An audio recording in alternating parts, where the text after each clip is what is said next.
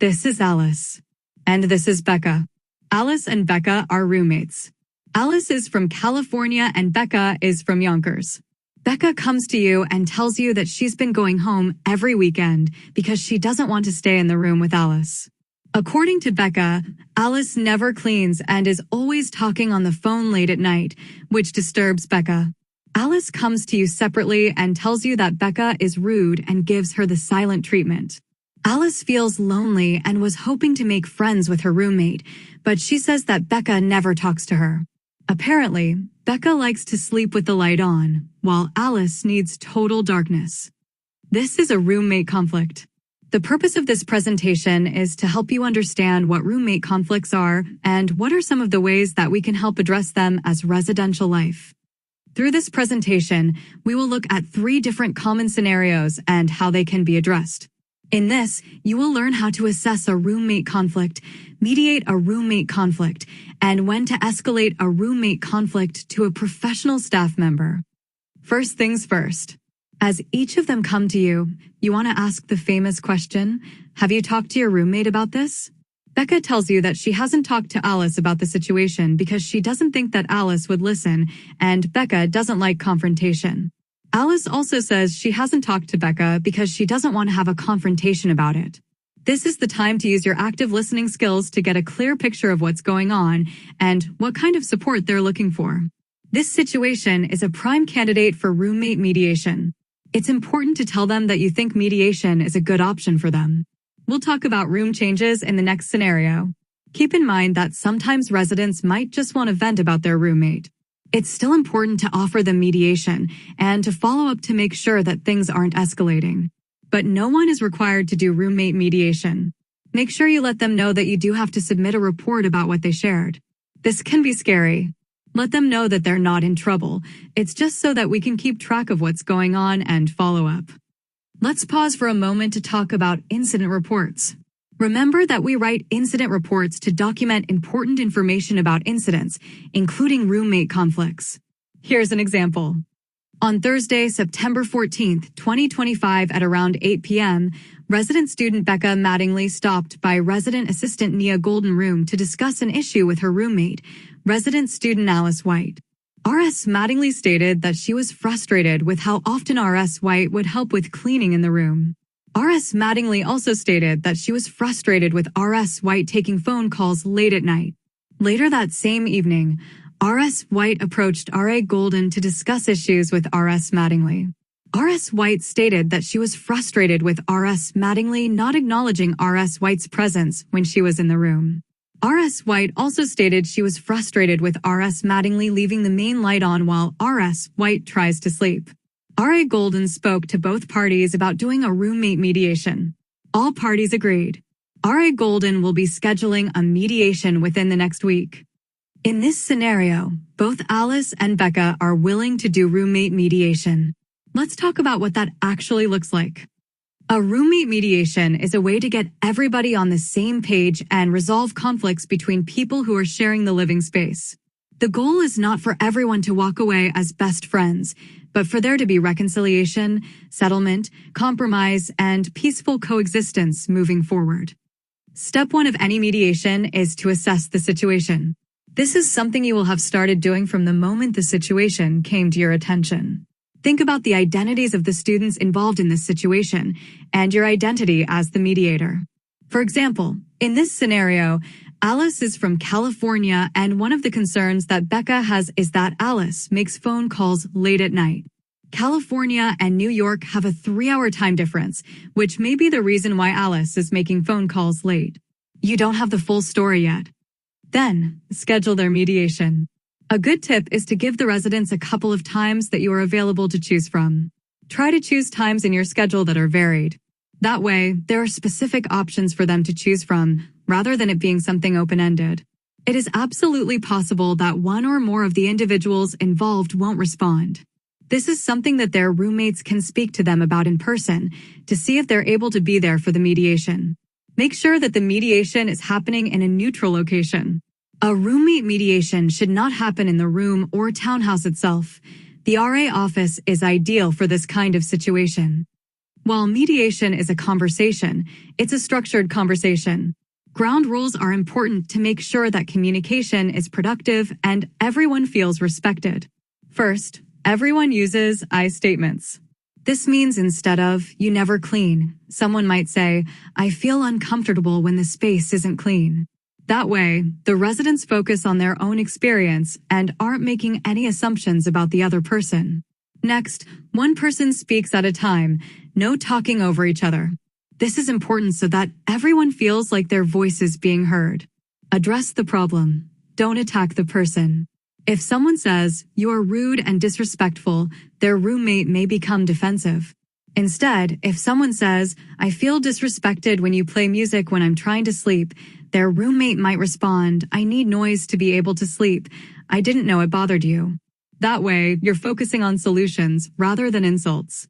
It's important to focus on productive communication in mediation. Keep voices calm. It's important that voices are not raised so that the mediation doesn't turn into an argument but remains productive. Keep it relevant. During a mediation, it's easy for small, unrelated conflicts that happened months ago to come out of the woodwork.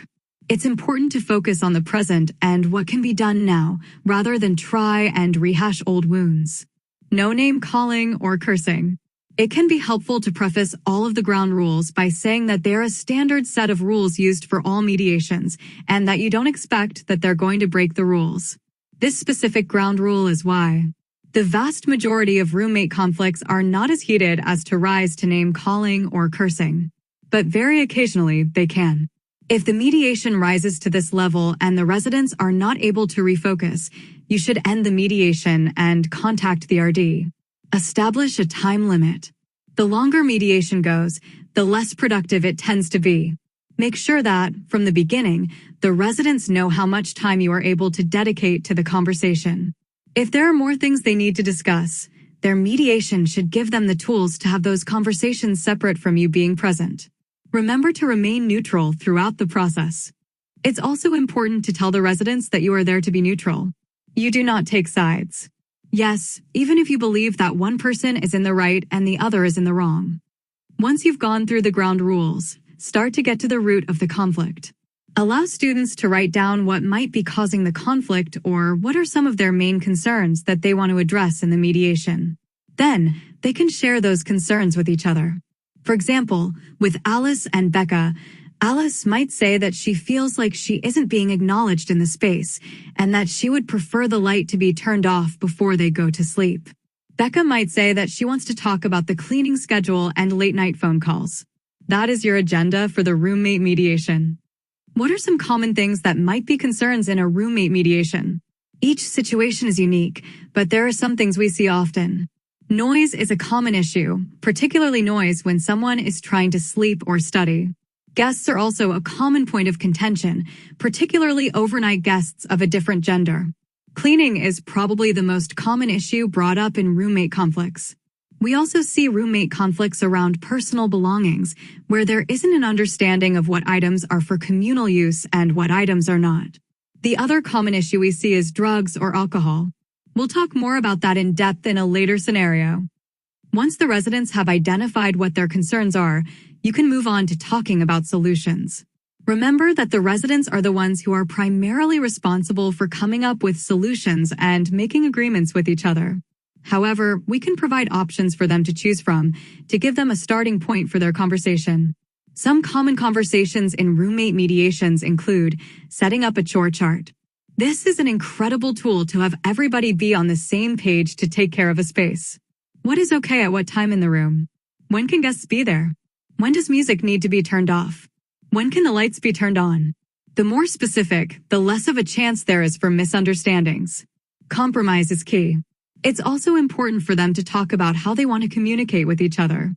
What can be said in person and what is okay to send in a text message? How far in advance do they want notice if a guest is going to come over? Does that change depending on who the guest is? If one of them doesn't follow an agreement that they've set up, how do they want to communicate that to each other? Mistakes will happen, so it's important for them to plan ahead. They can also consider what physical tools might be helpful for them in making the space more comfortable.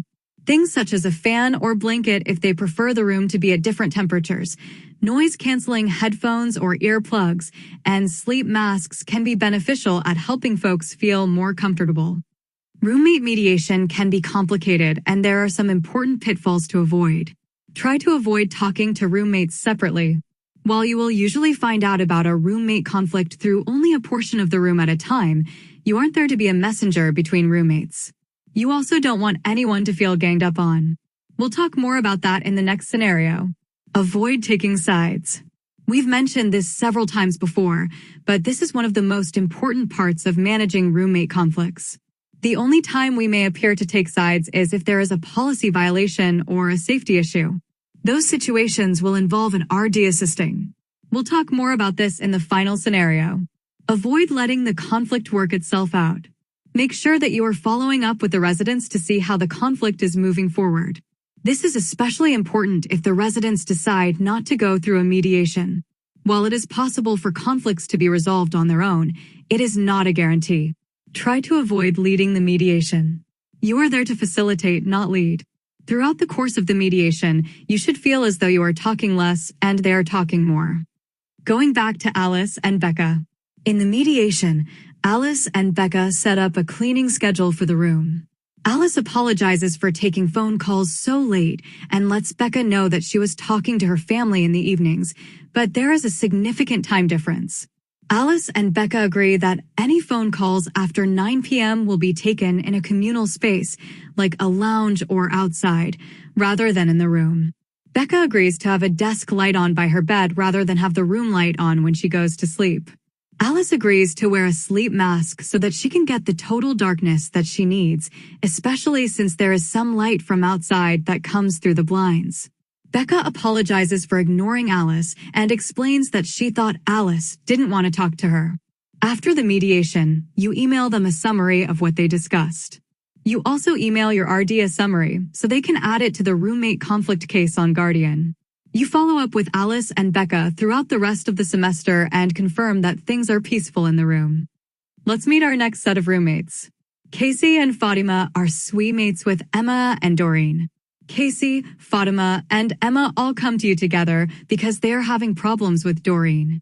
According to them, Doreen is rude, disrespectful, won't follow the cleaning chart that they made, and keeps borrowing their things and lying about it to them.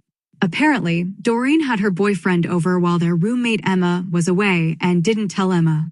Emma was not okay with this. Casey and Fatima are the ones who told Emma about Doreen's boyfriend. You'll follow the same first steps that you took in the first situation, asking if they've talked to Doreen about the issue, active listening, and figuring out what kind of support they're looking for. They tell you that they have talked to Doreen about it, and she totally dismissed them. In this situation, they're asking for Doreen to be moved out of the space. Before we can talk about a room change, we need to talk about the difference between uncomfortable and unsafe situations. Uncomfortable situations are the most common thing that we see. These typically involve cleanliness, friends who are no longer friends, and surface-level arguments. No one is in true danger, but people are definitely upset and don't feel good about being in the space. Unsafe situations, on the other hand, mean that somebody is at risk or in danger. A situation is unsafe if there has been any violence or threats of violence in the space. This also includes any Title IX related situations or bias related situations. If you are concerned that a situation may be unsafe, you should bring in an RD as soon as possible. It's important for us to work with residents to identify what kind of situation they are in. For example, Emma might say that she feels unsafe because Doreen allowed her boyfriend to be in this space without Emma's knowledge. However, this situation would be considered uncomfortable by us, as Emma is not in danger and there is no threat of violence. We don't want to invalidate Emma's experience, but we need to make sure we are setting realistic expectations. So, what are those realistic expectations? Usually, this has to do with room changes. First things first, if a resident asks to be moved to a single room, we won't be able to accommodate that. The only way for someone to get a single room during the year is for them to have an approved accommodation through Student Accessibility Services. This is a long process that requires a lot of paperwork, and there is no guarantee they'd be approved. They also have to have a medical need for a single room. Second, please do not share any information about empty beds with residents. As an RA, you'll have access to the roster of your building, and you may notice that there is an empty room or empty space. That information is confidential and shouldn't be shared. Residents might notice that a space is empty. You should never confirm if a space is empty. Third, and most relevant to this scenario, we cannot make their roommate move out. Doreen has just as much right to live in the space as her roommate and suite mates. The only way that a room change would happen is if Doreen requested one herself. A common statement is, "I'm not the one who did something wrong, so I shouldn't have to move." Remember that roommate mediations and managing roommate conflicts are about remaining neutral. You're not there because someone did something wrong or something right. You're there to help them get to a point where they can peacefully coexist. Compromise is key. When you talk about the room, make sure you frame it as a shared space. Instead of, "You should be able to be comfortable in your space," try, "Everyone should be able to be as comfortable as possible in the space." It's important to remember that no one in the room will be 100% comfortable 100% of the time. So, what options do Casey, Fatima, and Emma have? They can have a roommate mediation. Sometimes even when there has been an attempt at communication, we see that the communication wasn't effective. A structured mediation with a neutral party can make a huge difference. What makes this situation tricky is that it is 3 against 1. This can make the odd person out feel isolated and make it difficult for them to coexist in this space. It's important to keep this in mind while you do a mediation. Try to make sure that every voice is heard and that all parties have the opportunity to speak.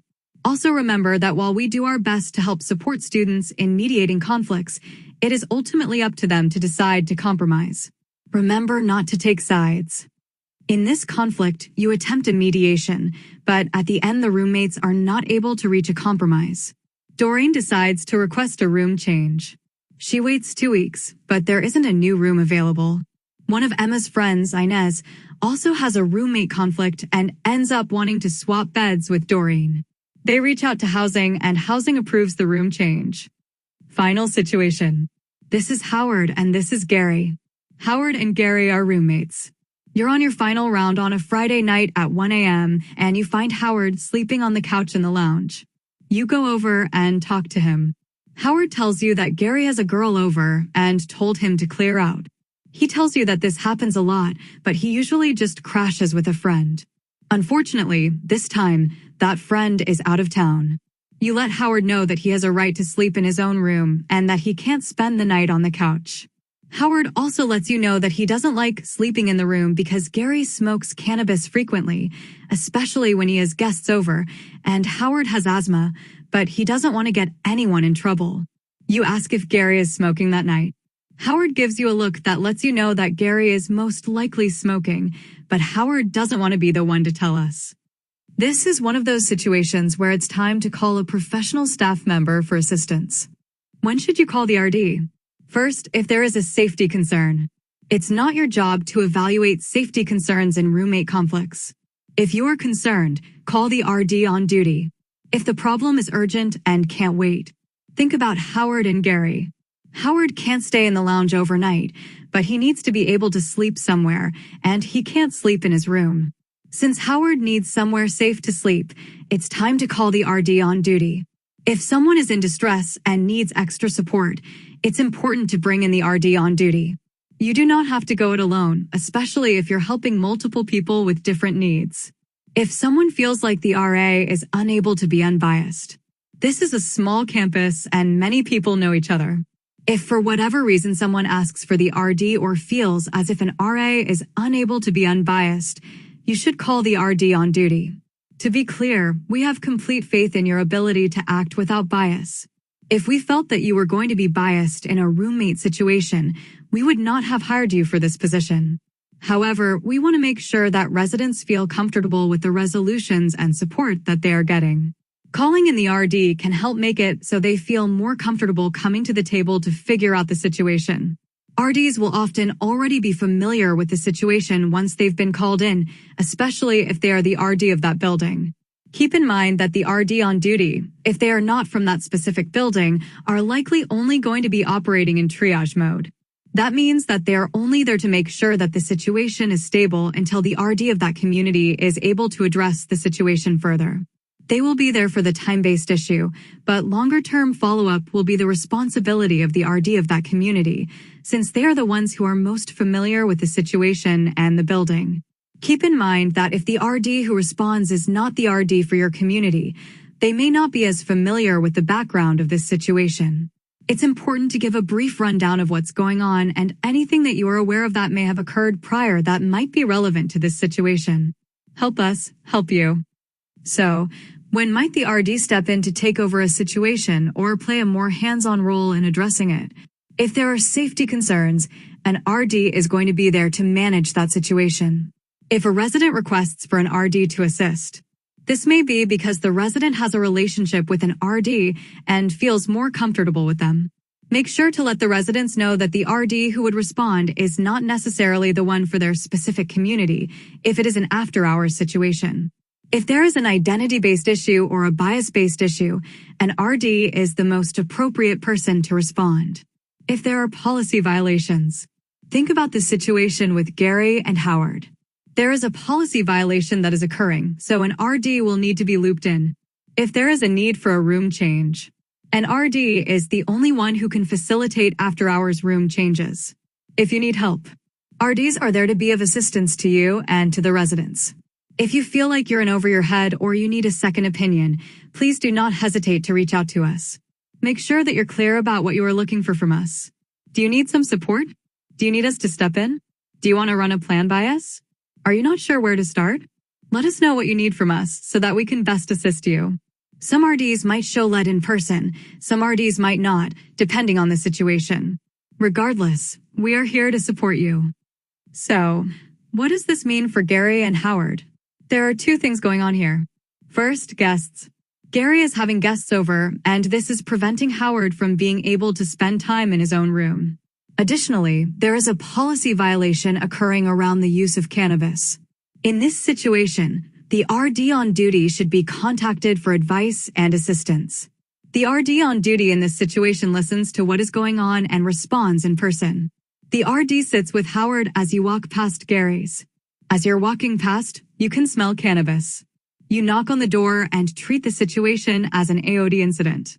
In that case, you have discovered the incident through a smell, not through Howard being the one telling you. This helps prevent the situation from escalating between Gary and Howard.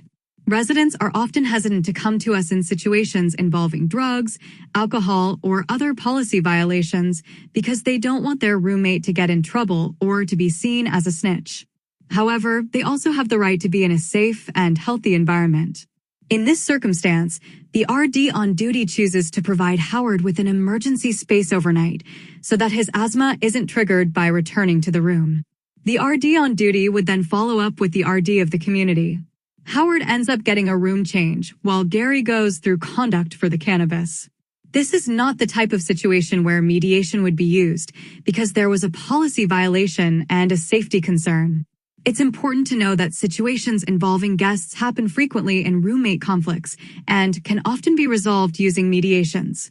However, in this circumstance, it was the conduct code violation that caused the emergency room change and the lack of mediation. We've talked through 3 different types of roommate conflicts with 3 different types of resolutions.